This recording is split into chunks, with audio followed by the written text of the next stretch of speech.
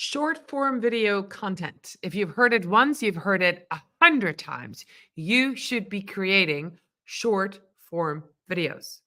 But how do you do it? How do you make time to do it? What strategies should you implement? Where should the short form video go? And what is the fastest way to get as many views as possible? Today, our guest on Strategy Talks has all the answers. If you're ready to go, so am I. I'll be right back.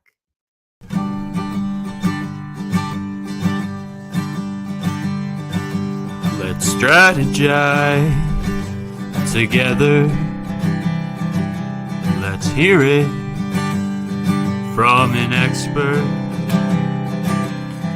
Join the conversation, it's informative and free. You and me, let's talk some strategy.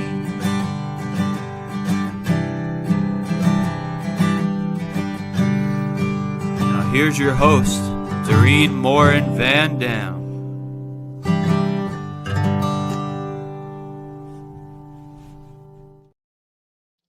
Hey everybody, Doreen back with another episode of Strategy Talks. I'm super excited today to talk to you about short form video content. If you have been following Strategy Talks, you know we started out as a live show and it's a podcast. And this year, 2024, we really dove into short form video content.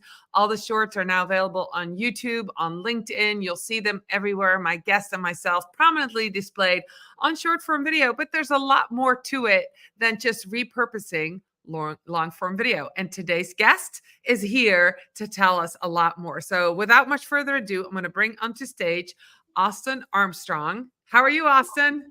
I'm great. Thank you so much for having me on. I love your theme song, by the way. That's awesome. Yeah, thanks. My son wrote and produced and sang it. So it's been great. Yeah, I love it too. So you and I recently met in person at TubeFest over in the UK. By the way, TubeFest is coming to Dublin and then Amsterdam and then back to Birmingham. So if you're interested at all in any type of video marketing, you should definitely check out TubeFest. So that's just a quick plug. When we met, I was able to see some of your slides. I'm looking for the replay to watch your whole presentation because I was in the other room. But one of the things I saw, and I just going to dive right in, Austin. Let's do it. Some of your videos. Did I see 100 million views? What did I see? 1 million views? So I've done personally over 1 billion views in total across my accounts. My most viewed video of all time is about 23 million though. So I haven't had a single video cross 100 million yet. But yes. Yeah, I do. I probably do close to 100 million views a month right now, collectively across the board. That is crazy. So let's talk. Where are they? Where do you see the most traction? Yeah, so it's 4 primary platforms. Interestingly enough, my number 1 platform currently is Facebook. So I just crossed 1 million followers on Facebook. I started the short form world on TikTok. So I had gotten up to about 860,000 followers on TikTok before they unfortunately permanently banned my account. Now I'm back up to almost 200,000 followers on there. But yeah, Facebook, TikTok, Instagram, and YouTube are my main 4 platforms, really the 4 platforms that are pushing short form the most. So I have about 760,000 followers on Instagram, about to hit 600,000 subscribers on YouTube. And yeah, it's almost entirely from short form video. So it's been pretty amazing journey. So those numbers are staggering. So let's dive into that. What's so different about short form video? When did you see it coming? And why are you primarily doing short form video versus longer form video? And those of you watching, those of you listening, longer form video usually is horizontal format versus a vertical format. Anything longer than 3 or 4 minutes, would be a longer YouTube video, would be maybe like what we're doing here, a live on LinkedIn or live on YouTube. And it's a vertical format that's a little longer. What do you love, and why do you think short form video is doing so well? Yeah, so I'm gonna take it all the way back and then I'll pull it forward here. Okay. So I've been doing social media marketing for 19 years back on MySpace. I've seen every platform come and go. I've been working professionally in the marketing agency space for almost 11 years now, over 10 years, specifically in video marketing. I love long form content. About, I guess, 5 or 6 years ago, probably 5 years ago, whenever Gary Vee's book, Crushing It, the sequel book to Crush It, came out, read that book, loved it. I'm a big Gary Vee fan. He was shoving it down our throats. So you got to get on this new platform. It was called Musical.ly. Now it's called TikTok. It's the latest, greatest thing. It's been out for a little bit. It's gaining an insane momentum all around the world. And at that time, which is now like 5 years ago, I thought, I'm late. I'm late again to the bandwagon. It's always the funny thing in marketers always think that we're late, even though that we're incredibly early half the time. Right. And so I got on TikTok, and I started gaining, one thing led to another. After I started to hyper focus on there, I started to gain traction. And the reason why I just, pardon my language, grabbed it by the balls and went with it, is because I gained traction. So I'm an ADHD entrepreneur. I like shiny new objects, but I test until something works for me. And then I go deep in that thing until it stops working for me. And I've just personally, for my own content creation journey and personal brand, I've had a couple videos do pretty decent with long form, but but with short form, I've just got it down at this point. I've produced almost over 3,000 videos. So just getting those reps in, almost every single video I see ROI on, both from monetary, but also followers gained, recognition gained, opportunities gained, everything that I want to achieve, multiple streams of income from short form. And so that's why I've primarily leaned into it so much, is because it's faster and easier for me to create that content every single day. And it just gets me better results faster than doing long form. So my attention goes to where I see results. It makes a lot of sense. And, there's quite a few people that might be listening that work more in the corporate world or are more old school. And I would, put myself in that category too, where, we remember the ads on TV that we all would be watching. This was before, these streaming services were out there. And, those ads were pretty general. And, they spend a lot of money on creating them. And now with the social media and the streaming services and you can absolutely tailor your content that you see to exactly the way you want to see it. And that's why I see, the short form video, people have shorter attention spans, but they also want what they want, and they want it now. Yes. They don't want it next week. So, yes, we do. I've seen that too. I just didn't quite believe 5-6 years ago when you were jumping in, that Musical.ly TikTok would actually be something we could use as a business. I didn't see it, and now I see it. It took me a while to get there. And so, it's fascinating. So if you're watching and you've already been on there, you're kind of ahead of where I thought that I would be. So now we're convinced short form video is great. Can you walk us through maybe a basic blueprint for creating that video? How would you go about? So you say you create multiple pieces a day. What do you do? What's your secret? How do you do it? Yeah. So 2 frames of thought here. So let me first go about how I craft a content strategy for one of our clients, for instance, at the agency, because that might be the most helpful for the business owners and listeners out there. So first, it comes up. It's you have to really know your audience, right? You have to know your ICP down to all of their emotional needs and desires and buying habits and emotional triggers, etc. And then the solutions to those problems that you are able to offer, the features, the products, and the why behind why somebody would buy that in the first place. You have all of that in place. Competitor research as well. So what a practice that we typically take our clients through to develop a content strategy is start with 4 or 5 different pillars of content. We do this exercise in a Google file. It doesn't matter. Yep.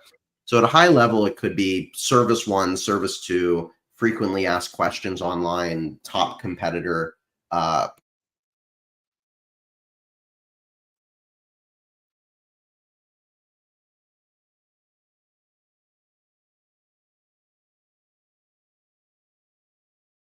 outlining 10 to 15 different individual videos in each category of content. I love treating social media as a search engine. YouTube is the second most popular search engine in the world. TikTok is a search engine. They've been pushing that at us for years at this point now. Instagram is used as a search engine as well. And because these algorithms are so powerful, by creating content that people are searching for, you're going to get in front of more of those target buyers or prospective leads. And so by answering the questions that people are looking for with like an SEO keyword research tool, that makes for great content. Looking at the comment section, not only in your own content, but at competitors' videos as well. Maybe there's comments that are going unanswered in there. Those are great content ideas. And really leaning into the culture of short form as well. Like TikTok has a great slogan, don't make ads, make TikToks. And I love that across the board because it really says, lean into what is happening on these actual platforms so that you can create content where people are at as well. Pay attention to how videos are starting, those opening hooks. How are they holding attention throughout? How frequently are there cuts to cater to that short attention span within short form video as well? What are the specific call to actions that are at the end of the video, or how are those videos ending? Are they looping? Are they perfectly looping around? Is there a single call to action to leave a comment? Is there a single call to action to click the link in the bio or to send you a DM? Paying attention to all of these little things and then outlining sort of storyboarding each individual video. So we love to start with a strong opening hook. If we're focusing on questions that your customers are asking online, use that as your opening hook. There's 2 ways you can do that as a business owner. Firstly, like if you are just a solopreneur, you can, phrase that question as a term or an opening hook. Or one style that we have done over and over again is kind of having the camera person walk into the expert or the business owner, ask that question and have the professional answer immediately. So that acts as the opening hook and immediately getting into the weeds of solving that problem.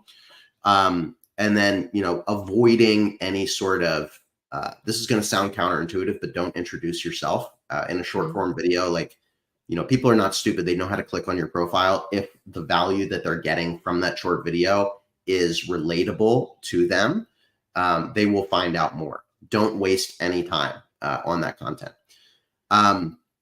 Hold their attention throughout with different micro hooks and different cuts and things happening on screen to constantly trigger the dopamine receptors in our heads. Have a single call to action at the end.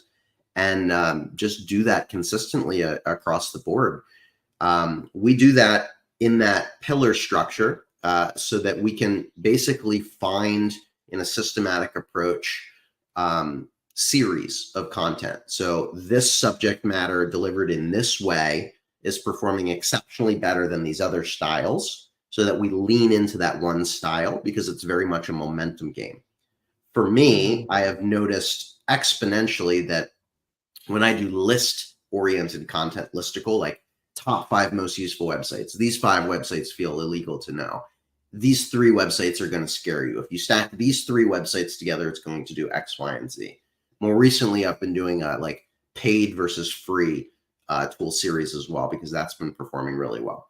When you find that sort of delivery outlet, that style of video, treat it as a series, and swap the information in the actual video, and then you have a format that you can repeat over and over and over and over again. Like I've done over probably 300 of these 5 website feel illegal to know videos where I'm talking to myself, and wow. That's when you got the structure down, you can just fill in the blanks. Right. So what I'm hearing you say is have a content strategy, have a plan, start creating video, look at your data, analyze the data, make sure you know what's performing and why, and then make more of what's doing well and less of what didn't perform.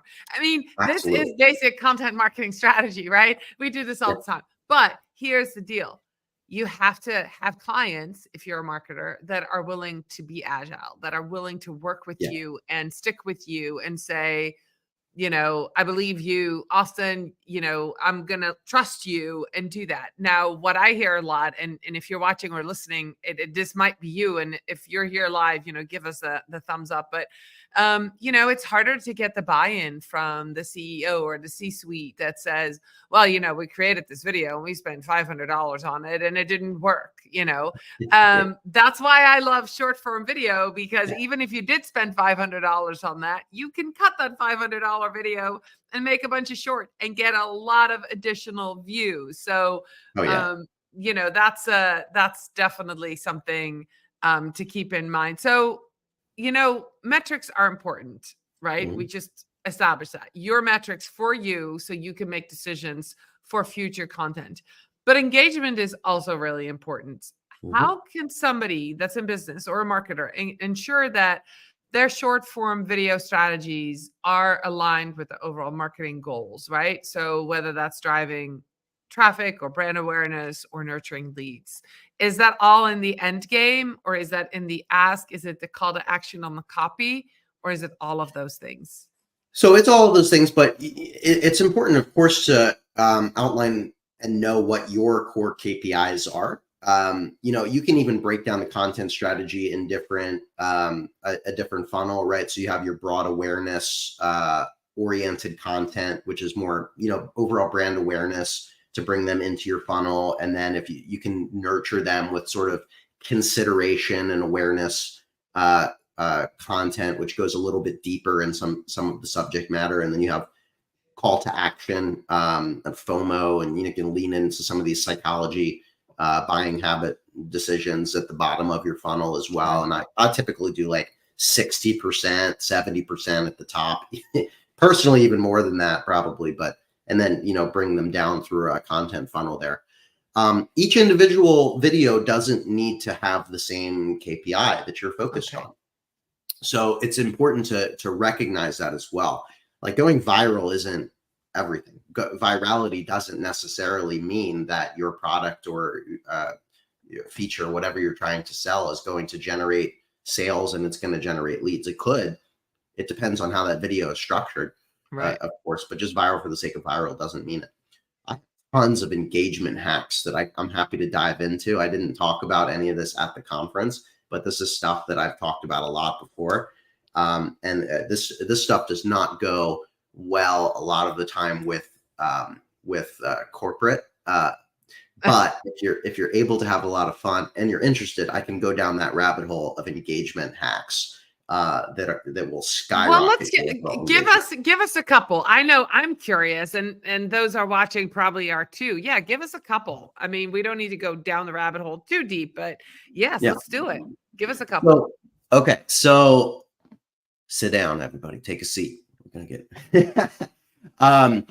I realized several years ago that all these platforms care about is engagement. They don't care if the engagement is positive, and they don't care if the engagement is negative. They just want more engagement.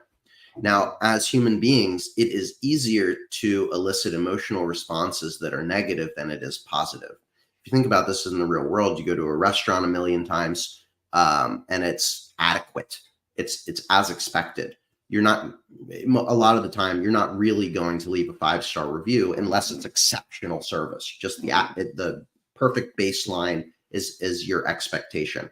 But as soon as you get a rude server, or there's a hair in your food, or something goes wrong, you're much quicker to leave that negative review, to leave that feedback, right? That's just how human brains work. The same is the case on social media as well.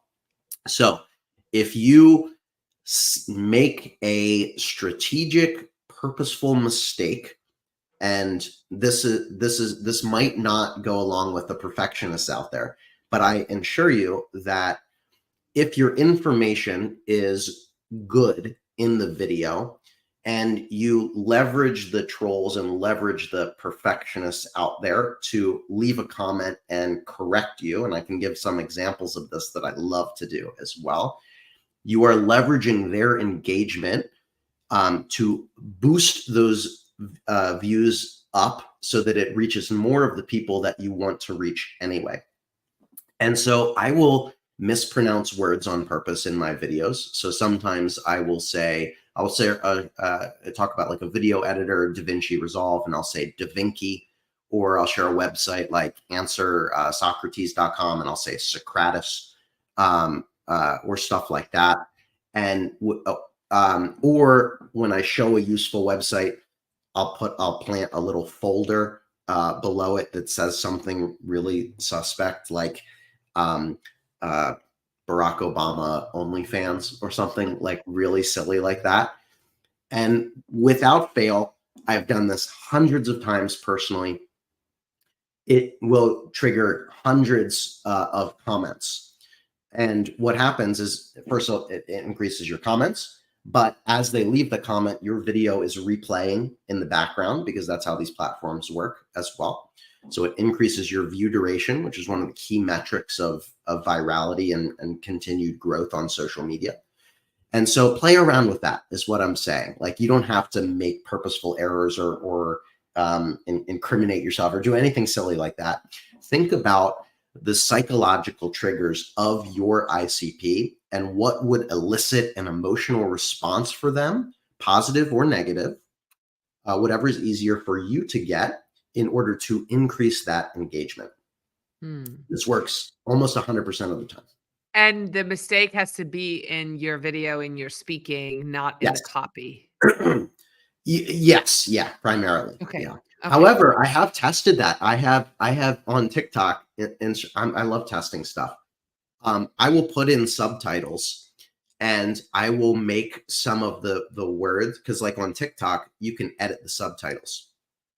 And so I will change them to say something really incorrect and laughable, if it's even remotely correct, because it's kind of like a funny thing, like auto subtitles like get it wrong a lot of the time anyway. And so it's kind of playing on that a little bit of planting something in the subtitles of the video. It's an obvious mistake. And people will catch it, because a lot of people do watch videos with the subtitles on. Ah, okay. Interesting. All right. Well, that I love that. Thank you. And that's something that if you're watching and you're a marketer and you have a business owner create a video, you'd have to be an open book strategy, right? Because you'd need them to be part of that and trust that process. I would highly recommend that you do as what Austin does, and what I'm probably going to start implementing and doing is practicing that on your own and seeing the results and putting it side by sides, right? So if I start doing this, Austin, and I start getting engagement, I'll tag you, I'll let you know. But then once you understand how it works, then you can also implement this kind of strategy, engagement strategy, with some of your client work. But you definitely 100% would need the buy-in for that. So let's talk. I know we just don't even have that much time left, believe it or not. So you talked about all the different places where you put your content. How does somebody decide as a business where to go to? Now, I remember you just saying earlier that you started with TikTok. Now you're on Instagram, TikTok. What did you say? YouTube Shorts, and there was one more. Where else do you go? Facebook, right. Okay, Facebook, yeah. So should somebody, and I'm interested because I'm in the middle of a trial for this. Yep. Should you, when you start out, should you create one piece of short form video and put it everywhere and see where it does best? Yeah. Or should you create short form video for TikTok and repurpose that to the other places? Or should you decide I'm going to do short form video for Facebook and then repurpose it other places? So do you either have it everywhere, or do you concentrate on one platform, get that one really going well, and then move on to the next? What is your strategy? What do you recommend? So that is going to depend on everybody's individual time and capacity. I create general videos that are platform agnostic, and I upload them onto each individual platform. Same video. I, by habit, will upload to TikTok first, and add some like royalty-free background music and like a cover photo type headline on there. And then I download that watermark free. I use a website called snaptic.app, typically most of the time. And then I'll manually, I don't use a scheduler, I manually post it to all of the other platforms as well. Now, if you have like, you know, all of your followers are on one platform and your video is like, hey, Instagram, in this video, I'm going to talk about this, right? Probably shouldn't repurpose that onto Facebook, TikTok, YouTube. Right. Right? Okay. I get it. Yeah. But as long as the information is broad in general and you're not mentioning a specific platform, take the extra 15 minutes. Anybody can find it. I don't care how busy you are. You can find the 15 minutes to download that video and manually repurpose it. You are going to get, you're going to get so much more traction. And like, do it for a little bit. And like, if you can't maintain 4 different platforms, whatever, right? Do it for a month and see which one, maybe 2 platforms you're getting the most traction on, and then slow down. You know, I am 100% on team quantity at first to figure it out, to fail faster, and then you can slow down and get quality. There's so much content out there. There's so much competition. Go fast as hell. Go fast as you can at first across every platform to figure out what works for you, what your audience is interested in, what is getting you the most traction and ROI, and then slow down and lean more into that. How long should somebody get? I'm actually with a client right now that we are just at 90 days. And I feel like we're getting a good picture of what we're doing. Yeah. Is 90 days about a good time for people to start really seeing some results? Yeah. If you're creating like consistent content, whatever that looks like, I love doing daily content. Most of our clients, we do 1 a day, Monday through Friday. And that gives us really good traction. Yeah. 90 days, you know, with that level of consistency, and doing it in a structured way where you're testing effectively. 90 days is you should see significant traction, and you should start to see at least some signs of this video performed really well. You know, maybe 2 of these, now that there's something there, maybe I can, you know, lean a little bit more into this type of content or this subject matter or this topic. Okay, that makes sense. Okay, I've got one question left. We're almost at the end, and I hope you're going to say I hope you're going to say what I think you're going to say. So, creating high quality video content can feel intimidating, right? Do you have any AI assisted tools, or any information as somebody who's watching, listening, they're going to all follow you on all the different platforms, see what kind of content you create? I know some of the tools you use. Can you share with us what you do, and if it's affordable, and if this is duplicable for people that are watching and listening? Yeah, I'm going to shamelessly plug my own startup here. So thanks for that setup. Everything that I just talked about in the last 30 minutes, I took and we built a AI powered software tool around that entire philosophy and process for the busy business owner. And it costs 100 times cheaper, which is strategic, by the way, than what my agency costs. So it's called Syllabi. It's syllaby.io. We've been working on it about 1.5 years now. So we've had a ton of traction. About 45,000 users have used Syllabi since we launched. What it does is it walks you through this whole process. It shows you the questions and the topics that your customers are searching for online with real data behind it. how many people are searching for it per month, if it's trending upward, if it's trending downward. It'll write scripts for you around those topics, specifically for short form video that applies those best practices that I said earlier as well. Strong opening hook, talk about a problem, remedy for that problem, single call to action. Every script is ready to go. You can make videos with AI in the platform in various capacities, or upload your own video. So you can make faceless videos if you don't want your face on camera. You can use AI avatars. We have stock avatars in there. You can actually create an AI avatar of yourself in Syllabi that looks like you, sounds like you, moves like you, to create content at scale. Or you can take that script, record yourself, upload that into our video editor so you can edit it. And then we have a built-in content calendar and scheduler. So you can actually schedule and publish all of these videos to all of your social media platforms at the same time or ahead of time. And you can even check your analytics from videos posted in Syllabi as well. Plans are $49 a month. So we charge $5,000. Any business owner can get in there and start creating content at scale in a proven, repeatable process that's got me over 1 billion views for $50 a month. Hey, that sounds amazing. So how can they connect with you and with Syllabi? What should people do if they're like, I'm in, Austin, I'm in. Here's my money. What do I do? Where do they go? Yeah, thank you. So anybody can sign up for a free trial. Check it out. Syllabi.io, SYLLABY.io. I'm easy to find, Austin Armstrong across the board. There are 3 famous Austin Armstrongs, or gain traction. I am not the curly-haired influencer from LA, Austin Armstrong, nor am I the defensive lineman of the Florida Gators, Austin Armstrong. I am the nerdy AI social media marketing, Austin Armstrong. So you'll see me with glasses, and I'm on every platform, and I'm very responsive as well if you want to reach out. All right. I really appreciate you being with us today, Austin. I am currently signing up for that Syllabi trial.